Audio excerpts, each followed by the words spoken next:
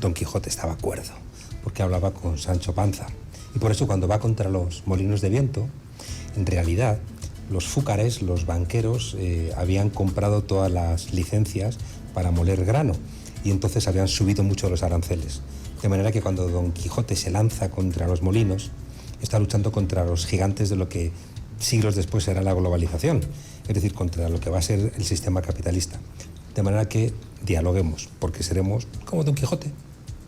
Bueno, me encantó que entremos en una atmósfera súper especial contigo, muchísimas gracias. Y bueno, quería también decir que tendremos también al compañero José Alejandro Contreras más tarde, del sector cacautero chocolatero del Movimiento Futuro. Y recuerden escribirnos, comunicarse con nosotros a nuestras redes. Estas son Instagram, X y Twitch, BN Radio 104.9 FM, en TikTok BN Radio 104.9 FM, en YouTube y Facebook Venezuela News Radio, y tenemos nuestra revista de análisis político que ya estoy entregando aquí a nuestro invitado. La única en su género en nuestro país en estos momentos. Y por supuesto, la agencia... ¿Qué foto más fea? De 1, 2, 3, 4, 5, 6, 7, 8, 9 hombres. Podemos interpretar esa foto Ni si una quieres. sola Podemos mujer. interpretar esa portada. Qué cosa vieja, caduca, rancia, fea. Es como un arcón abandonado de una casa decadente llena de telarañas, ¿no? Uf, qué cosa más fea. Bueno, es la representación de la oposición venezolana hoy por hoy.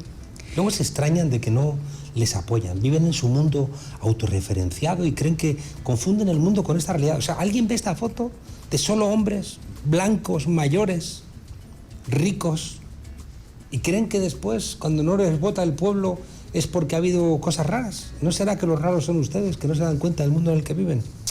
En fin. En fin, cosas que analizaremos en el programa de hoy. Y vamos entonces a nuestro segmento Cara a Cara con el Futuro. Cara a Cara con el Futuro. Entonces, oficialmente arrancamos. Bienvenido de nuevo. Muchísimas gracias por acompañarnos. Y bueno, sabemos que estuviste recientemente en México, que nos dio un aire de alegría y de esperanza enorme. Y bueno, cuéntanos, ¿qué viste? Más de lo que la gente imagina, porque la derecha mundial, esa que está interconectada, estaba esperando una victoria de la derecha en México para ir con todo en el continente. Fíjate que en España se mandó a Cayetana Álvarez de Toledo, esta mujer que es amiga de Vargas Llosa, y que siempre donde hay un golpe, un intento de golpe, va esta señora. Siempre. Donde aparece ella hay un intento golpista casi por definición. Y claro, se tuvo que ir con el rabo entre las piernas. Es un momento muy difícil porque en Estados Unidos han hecho la lectura de que su decadencia es imparable. La gente lo ve cuando tú ves los alrededores de Los Ángeles con esas tiendas de campaña, que ya no son ni siquiera caravanas. Vive la gente en tiendas de campaña, en la ciudad de las estrellas. Tú sabes que hay colectivos, bueno, ómnibus, líneas de autobuses donde la gente vive, porque funcionan 24 horas, donde la gente literalmente está viviendo en un autobús. Claro. Bueno, pues ese país que es el que reparte carnets de demócratas y no demócratas por el planeta, en su absoluta decadencia, creo que hay unas élites que son las que mandan en ese país. No manda ni Biden. Es lo que ya llamó hace décadas el conglomerado empresarial, industrial, armamentístico, que ya lo dijo el presidente Eisenhower en su momento.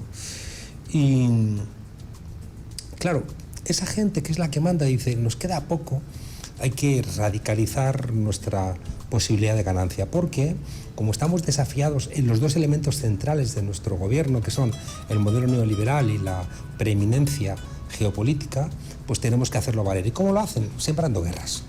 El modelo neoliberal no vale en ningún sitio. La crisis de 2008 fue un aviso enorme de que el modelo neoliberal es de privatizarlo todo, convertirlo todo en mercancías, apostar por el individualismo. Eso no funciona ni en lo personal. Fíjate que en Europa, incluso la gente que le va mejor, un 30% funcionan con ansiolíticos y antidepresivos. No es que te tomes una cerveza para alegrarte, sino que la gente tiene que tomar drogas para sobrevivir y aguantarse. Qué horror, ¿no? Es decir, que no te aguantes a ti mismo cuando eres el portador de tu propia vida. Y entonces, el modelo este neoliberal se ha agotado y la única manera de conseguir mantener un cierto bienestar a las élites es robando a otros países. Y por eso las guerras.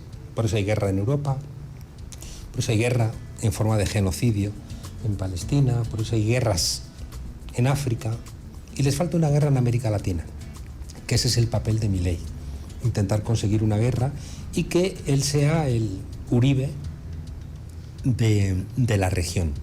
Y luego, muy vinculado a esta crisis económica, ya digo, donde Estados Unidos, pues ni en crecimiento, ni en empleo, han crecido radicalmente las desigualdades, y cuando en un país hay muchas desigualdades, los países revientan. O sea, cada vez leo más informes de mis colegas politólogos norteamericanos que ven el riesgo de una guerra civil en ese país. Ya hubo un conato cuando entraron los loquitos en el Capitolio, con ese loco de los cuernitos de bisonte, mataron a 5 personas. O sea, si hubiera ido un poquito más allá la cosa, pues igual ese día hay una guerra civil. Si les da más tiempo, va más gente, van armados, igual se hubiera generado ese conflicto. Y luego otro gran problema en Brasilia. Claro, claro. Y luego, muy vinculado a esto, está la pérdida geopolítica de influencia norteamericana. Y por eso eran tan importantes las elecciones en México, igual que son tan importantes las elecciones aquí en Venezuela. ¿Por qué? Porque son los dos países. El otro día el discurso, estuve en la mañanera al día siguiente, que me pareció tan hermoso, ¿no?, poder estar al día siguiente de la victoria de Claudia Sheinbaum en la mañanera, en ese ejercicio de comunicación que hace López Obrador todos los días. Y él allí planteó con absoluta rotundidad, viene más izquierda. Es decir, que el modelo mexicano es un modelo que va más allá, no solamente es post-neoliberal, sino que tiene un horizonte que, si es socialista, es post-capitalista. Se van a tomar su tiempo, es verdad que no podemos chasquear los dedos y que de repente cambiamos las cosas. Decía un filósofo que es más fácil imaginar el fin del mundo que el fin del capitalismo, porque hemos mercantilizado la vida. Entonces, construir espacios donde no funcione la oferta y la demanda, donde las cosas sean mercancías, nos cuesta trabajo, pero ahí vamos construyéndolo, ¿no? Entonces, claro, Estados Unidos ha perdido el referente geopolítico. Y por eso, claro, se le estaba yendo a todo el mundo. Fíjate que se le estaba yendo a Alemania. Alemania no estaba colaborando con los mandatos norteamericanos y estaba teniendo un acuerdo bajo mano con Rusia de recibir gas y ellos no mandarles armas a Ucrania. ¿Y qué es lo que hizo Estados Unidos? Volar el Nord Stream 2, volarle el gasoducto para generar un corte de suministro de gas que ahora se lo está comprando muchísimo más caro a los Estados Unidos. Y al mismo tiempo, yo no sé cuál es el grado de amenaza que tiene los Estados Unidos, no sé si es el Pegasus que tiene Israel, no sé si los servicios de inteligencia tienen todos los secretos de los líderes, pero la verdad es que, siendo conscientes de que el modelo de la OTAN no nos sirve a Europa, porque la OTAN es el abanderado militar de los intereses norteamericanos, bueno, pues ha conseguido que se plieguen todos los líderes a esos designios. Y fíjate que hace unos meses Emmanuel Macron, el presidente de Francia, dijo, justo antes, no hace ya 2 años, ¿no?, cuando antes de la invasión de Ucrania por Putin, se planteó que, por parte de Macron, que la OTAN era un enfermo terminal y que estaba para cerrar esa casa. Entonces Estados Unidos ha forzado a Europa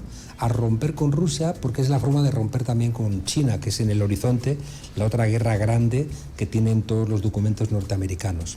La conclusión final es que si hubiera ganado las elecciones la derecha en México, estaríamos más cerca de la guerra aquí, en América Latina, y al mismo tiempo un gigante económico ha crecido, ya ha pasado económicamente México a España. Hace un año no estaba así. O sea, que la gestión económica de López Obrador ha sido muy eficaz, porque fíjate, eso también la gente que nos escucha tiene que saberlo.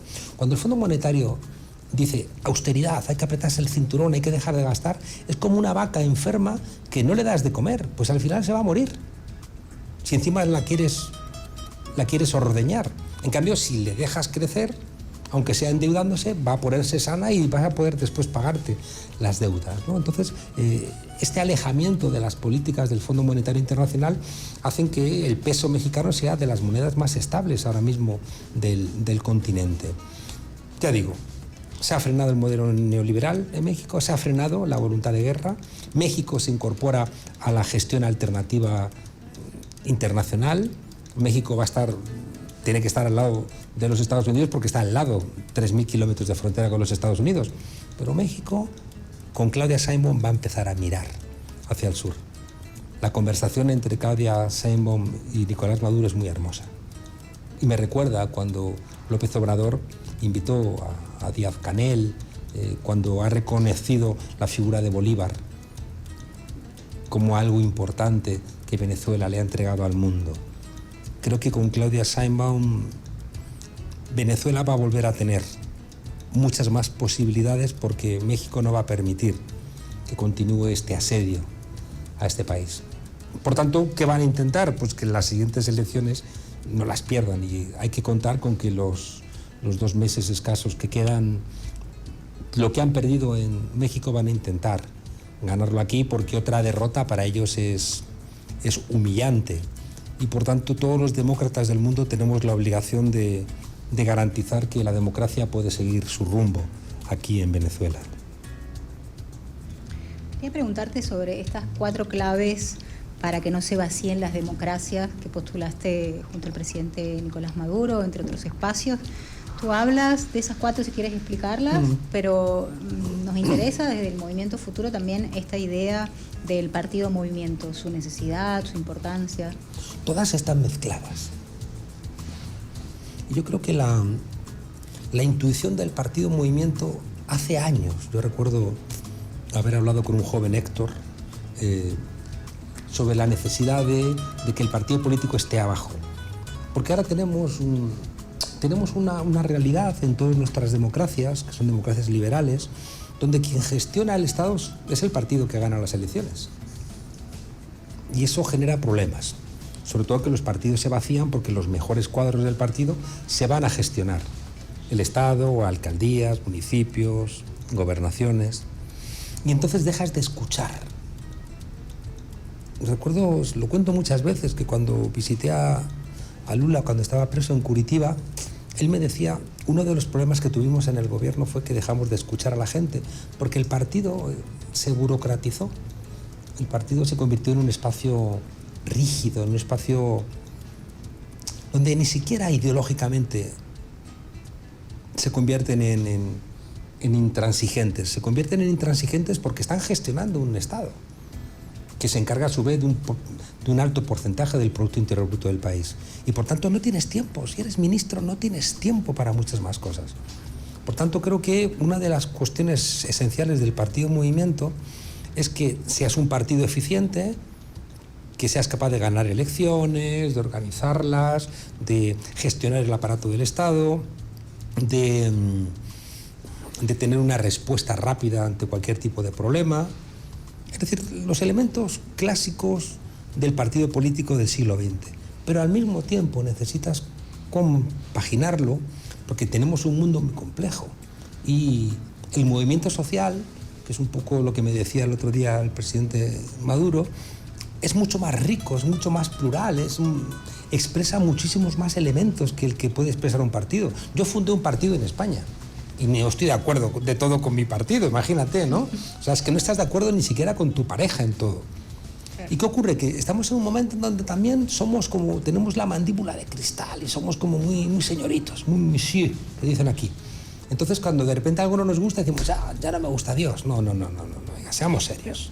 ¿No te parece interesante que cuando en general se está hablando de que el partido político ya no atrae a la población, decimos que se vive una especie de despolitización, en Venezuela surge este movimiento partido que es, por ejemplo, Futuro, y ha habido otras iniciativas anteriormente, como que vamos siempre a contracorriente de lo que pasa en otras partes? Es verdad, pero o sea, los partidos no son hermosos si no nos los reinventamos. Pero le ocurre que te diría que a casi todo. Le pasa al matrimonio. O sea, si no se hubiera reinventado el matrimonio, anda que las mujeres ibais a aguantar. Casaros con nadie, ¿no? No nos mandaríais a paseo a todos los hombres. El matrimonio ha tenido que reinventarse para poder sobrevivir. Y ha tenido que reinventarse la Iglesia. Y se tienen que reinventar los medios de comunicación. ¿Y qué pasa con los partidos políticos? ¿Que no se tienen que reinventar? ¿Pueden seguir funcionando con las claves del siglo XX? No, no. Yo discuto mucho en España con Pablo Iglesias, porque él tiene la idea de que el partido es muy mediático, el partido es salir en la televisión, el partido es muy espectacular. Y yo te diría que, vale, es cierto que hay una parte que es así porque los procesos de socialización de los jóvenes son así. Hay películas que a los más mayores les emocionan y las ve una persona más joven y les parece aburridas porque son más lentas. O sea, es decir, todo se ha acelerado. Las generaciones más jóvenes se han educado en una vertiginosidad que no siempre es buena, ¿eh? Es decir, que seguramente Hegel tendría hoy las clases vacías. O sea, la gente más inteligente de la humanidad hoy serían aburridos porque hay cosas que reclaman tiempo para poderse explicar. Por eso, fíjate, es la magia de López Obrador, que ha conseguido, pues como hacía el presidente Chávez y como hace también el presidente Maduro, que hay que estar 2 horas hablando, pues está 2 horas hablando, porque si hay una sinceridad en la conversación, se recupera. Porque muchas veces decimos, no, es que a los jóvenes no les interesan los programas largos. ¿Y por qué se ven un podcast de 2 horas? O de 3 horas, o de 3 horas.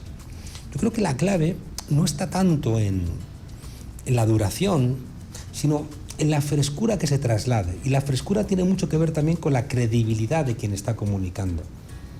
Tú no puedes fingir lo que no sientes. Yo recuerdo una vez María Corina Machado que le dio en un cerro de esto electoral un beso a una señora y se giró y se tocó la cara como diciendo, me ha apestado, ¿no?, esta pata en el suelo. Creo que los partidos políticos se tienen que reinventar su comunicación, tienen que ser menos verticales, tienen que ser más desobedientes. Los líderes tienen que aguantar más debate con las bases.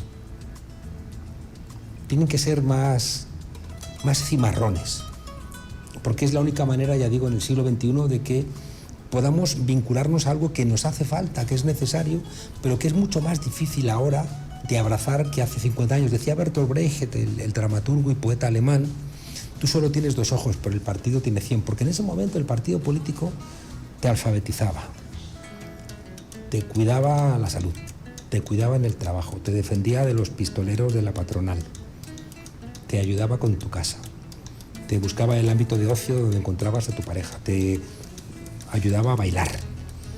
El partido era muy relevante, el partido era esencial para tu dignidad como persona. El partido era el todo, tal vez. Claro, el partido era... Por eso también el partido político en el siglo XX tenía esas derivaciones personalistas de Corea del Norte. Sí, el partido. Dices, hombre, hoy somos más rebeldes al respecto. O sea, tenemos que militar, pero también hay que militar con una mayor frescura, con una mayor libertad.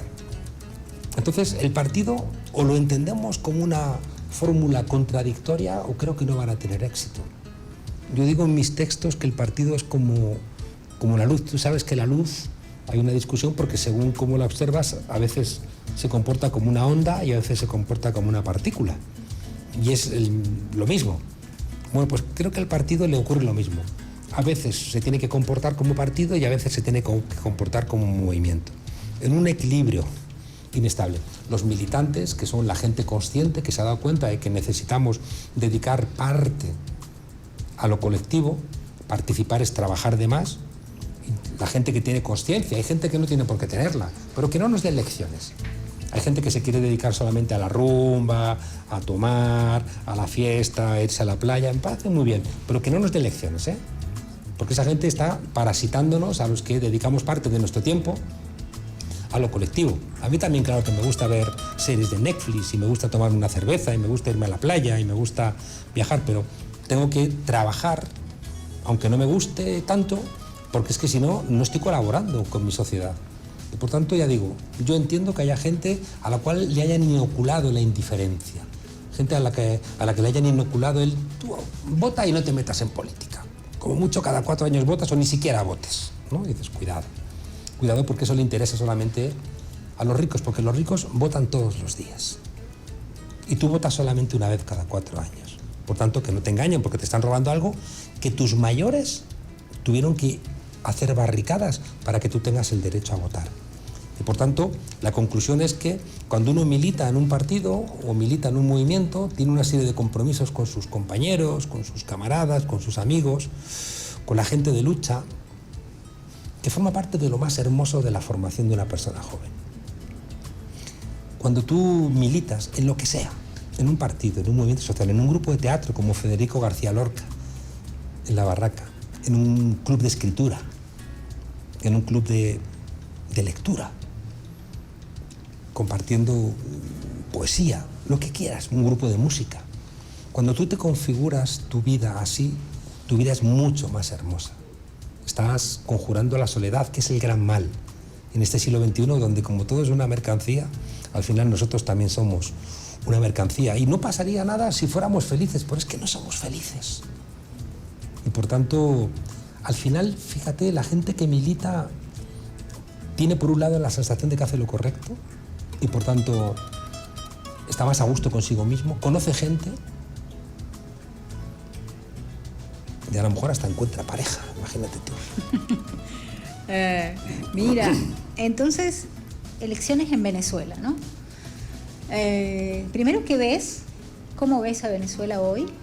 ¿No? Y en estas elecciones, para ti, ¿cuál es el gran desafío? ¿Cuál es la épica de estas elecciones? Mira, te devuelvo la... No es como veo yo a Venezuela, sino lo que he recibido estando fuera. Okay. Y cómo están viendo diferente a Venezuela. O sea, Venezuela tuvo unos momentos terribles, con un bloqueo, el hundimiento de los precios del petróleo, la confusión, la ausencia del comandante Chávez, las dificultades de sustituirle, porque era inevitable que todo el mundo comparase a Nicolás Maduro con Chávez. Todo eso se ha disipado. Yo vengo de México y allí la lectura es, oye, ha mejorado Venezuela, oye, está bien Venezuela, oye, funciona Venezuela. Me encontré el otro día en el aeropuerto a Estopa. La banda. La banda tocaba aquí, ¿no? O sea, que Estopa toque en Caracas, cuando no toca en muchas ciudades, a lo mejor de España, ¿no? O no en todas, es una señal de que Venezuela está otra vez en los circuitos. Claro que queda mucho por hacer, por eso es tan importante que haya cierta continuidad y cierto cambio. Las elecciones aquí ahora se parecen a las de México en la medida en que tenía que haber continuidad de todo lo que se estaba haciendo bien. Está mejorando el empleo, está mejorando el salario, está mejorando la seguridad, está mejorando la vivienda, están mejorando los servicios, pero tiene que haber cambio. El Estado tiene que ser más eficiente, hay que terminar de construir la autosuficiencia energética. Yo no estoy muy esperanzado con eso, porque fíjate, España se está convirtiendo en un polo europeo de suministro de energía. ¿Sabes por qué? Porque hay sol. ¿Y aquí? ¿Y aquí? Entonces, claro, simplemente, y ahí tiene una ventaja también, cuando uno se incorpora tarde a algunas cosas, se incorpora con las tecnologías más desarrolladas. Bueno, pues con todas las energías fotovoltaicas, yo creo que muy temprano, claro, si no hay ruido, si no hay interferencias, si no hay voluntad como plantea la oposición, si ganamos, vamos a pasar a cuchillo a todo el mundo, ¿no? No, oiga, no.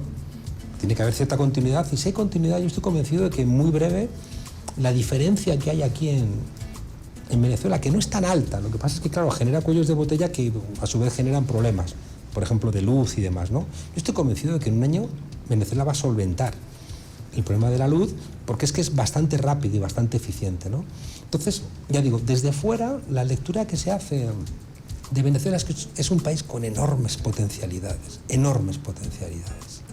Es un país coherente, es un país con una población inteligente, formada. Es un país que ha mantenido una memoria de lucha, desde los tiempos de Simón Bolívar y antes. Y entonces es un país que ha recuperado otra vez el respeto internacional.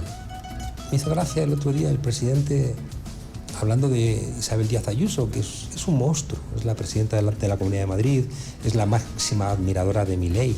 No me extraña. Milei, que le dice el otro día un hombre pobre, presidente, no llegábamos a fin de mes. Abra los galpones, que hay comida. Y le contesta, si no llegarais a fin de mes estaríais muertos, ¿no? O sea, fíjate qué crueldad. Sí. De Milei. Bueno, pues Isabel Díaz Ayuso, que es la máxima admiradora de Milei y de Bolsonaro y de Trump, es la mujer que dejó morir a 7.291 ancianos en residencias porque no tenían seguro privado. Cuando el COVID, en vez de, hubo una orden de no mandarlos a los hospitales y también la orden de no medicalizar las residencias. Los que tenían seguro privado, sí. Y encima después, meses después, se permite el lujo cuando los familiares le han reprochado decir no, si se iban a morir igual. Esa crueldad que expresa esta gente, esta falta de sensibilidad, para mí contrasta tanto, ¿no? con el cariño que estoy viendo en las calles al presidente Maduro. Y eso no lo compras, eso no lo organizas, eso no lo acarreas. Es decir, que el presidente va a un sitio y la gente se echa a la calle, y le espera, y le habla, y le toca, y le da su papelito. Y eso a mí me recuerda a los años de Chávez, cuando la gente confiaba en su presidente y defendía a su presidente. Cuidado que la oposición no caiga otra vez en los errores de siempre de pretender buscar atajos. Eso te ¿Por qué? decir, porque hay peligros también. Bueno, fíjate que en México, es que son tan disociados. Se le ha sacado Claudia Sheinbaum 30 puntos de diferencia. O sea, casi 60 frente a 30, 29-58 a la espera del recuento final, ¿no? 30 puntos. Y entonces están planteando, no, igual vamos a impugnar. O sea, van a impugnar solamente para enmerdar, con perdón. Como han perdido, pues decir, bueno, pues vamos a ir reconocer el resultado, porque así vamos golpeando, que es lo que han hecho en España, es lo que han hecho en Brasil. Es decir, intentar, cuando pierden las elecciones, deslegitimar el resultado. Y algunos dan un paso más allá. Locos como Bolsonaro dicen, pues intentamos tomar Brasilia, o el Trump, intentamos robar las urnas para que se genere un caos y haya nuevas elecciones. Aquí hay una parte de la oposición que opera en esa dirección. Hay una parte de la oposición que es decente, que ha entendido las reglas del juego y que tiene legítimo derecho de criticar las políticas socialistas del presidente Maduro y decir, ustedes no están gobernando bien, y yo creo en la propiedad privada, y yo creo que hay que entregar más cosas al mercado, y yo creo que hay que privatizar la sanidad. Está bien, pero respetando las reglas del juego y respetando la Constitución. Pero hay un sector que no. Claro, a mí me preocupa que la oposición venezolana no tenga la capacidad de inventarse a nuevos liderazgos. Es que María Corina Machado ya había firmado el decreto de Carmona Stanga. María Corina Machado es una mujer que intentó tumbar la democracia en este país pidiendo intervenciones extranjeras. Es lo que tú decías de la tapa de la primera edición de la revista de Venezuela News, La Verdad de Venezuela. ¿Qué foto tenemos ahí? Es decir, esas es las opciones que tenemos. Pues es un horror porque Venezuela está llena también. América Latina y Venezuela entre ellos es un país, ya no es tan joven como África. Es decir, que también hay que hacer una reflexión. Europa está viejita, Japón está viejito, África es muy joven, no llega a los 20 años, y América Latina está en una edad entre estos dos grandes continentes. Y el envejecimiento de la población, pues, es un problema. Pero aquí hay mucha gente joven, educada, que ha estudiado, que tiene los servicios básicos cubiertos. Queda todavía, pero que la gente tiene su casa, tiene su agua, su luz. Igual que te decía antes, que yo creo que en un año Venezuela va a solventar todos sus problemas energéticos, creo que también va a solventar todos los problemas de conexión a Internet, por lo mismo. Porque es sencillo. Porque el desarrollo tecnológico ha abaratado mucho los costos. Y por tanto, cablear todo un país ya no es tan complicado como era hace 10 años, ¿no? Entonces Venezuela se va a beneficiar de esos desarrollos, y al mismo tiempo hay otra cosa muy importante que la gente que nos escucha tiene que tomar nota. No es igual el desarrollo de un país entregado al mercado, que lo único que sirve es para que se enriquezcan unos pocos, a que haya un desarrollo del país dirigido desde el Estado, que es lo que hicieron los dragones asiáticos, Corea del Sur, Singapur. Entonces, claro, aquí con un gobierno que tiene una concepción social muy clara, que está dispuesto a financiar elementos de los cuales se van a beneficiar todos, incluidos los empresarios, porque si el gobierno impulsa fibra óptica en el país, luego se van a beneficiar las empresas de esa fibra óptica de una manera mayor a como se beneficia un particular que lo que hace es ver internet en su casa, ¿no? En cambio, claro, si tú eso lo entregas al mercado privado, al sector privado, que lo que piensan solamente es enriquecerse en el mínimo tiempo posible, pues no salen bien las cosas. Y yo creo que la juventud venezolana tiene que exigir, frente a los que quieren enriquecerse a costa de las espaldas de las nuevas generaciones, tiene que exigir, al revés, un gobierno que trabaje para que los desarrollos económicos, empresariales, intelectuales, artísticos de este país puedan desplegarse. Y eso me hace ser relativamente optimista. Si tú tuvieses, como para ir cerrando el programa también, si tú tuvieses que darle, o si tú quieres darle un mensaje a la juventud venezolana, ¿cuál sería ese mensaje? Yo creo que la juventud tiene la obligación de ser rebelde, de ser desobediente, pero no ser pendeja. Ser joven no implica que te pegues un tiro en el pie. Los jóvenes en España ahora mismo están en las calles, en las plazas, luchando contra la guerra, contra el genocidio en Palestina, y era época de exámenes, ¿eh? Y para ellos era un problema porque les ha coincidido con los exámenes y estudiaban allí, intentaban ver, y estaban haciendo universidad de verdad. Ahí no se estaban pegando un tiro en el pie, pese a que se estaban perjudicando, porque lo suyo es que saquen los exámenes. En cambio, cuando un joven apoya a la derecha, a la extrema derecha, porque cree que así es más desobediente, se está pegando un tiro en el pie, porque no les va a permitir desarrollarse, les va a obligar a vender su mano de obra mucho más barata. No van a poder emanciparse porque no van a encontrar nunca una casa. Van a tener que esperar a ser mucho más mayores, como en España a los 40 años, 35 años, 40 años, se va la gente de casa. Imagínate, obligada a vivir con tus padres hasta... con lo que genera eso de choque también personal y que no puedes... El pajarito tiene que salir del nido. Entonces yo creo que le diría a los jóvenes de Venezuela: hagan política, no dejen que la política se la hagan otros. Sean ustedes dueños, sed vosotros y vosotras dueños de vuestra propia política. Soñad con los pies en el suelo.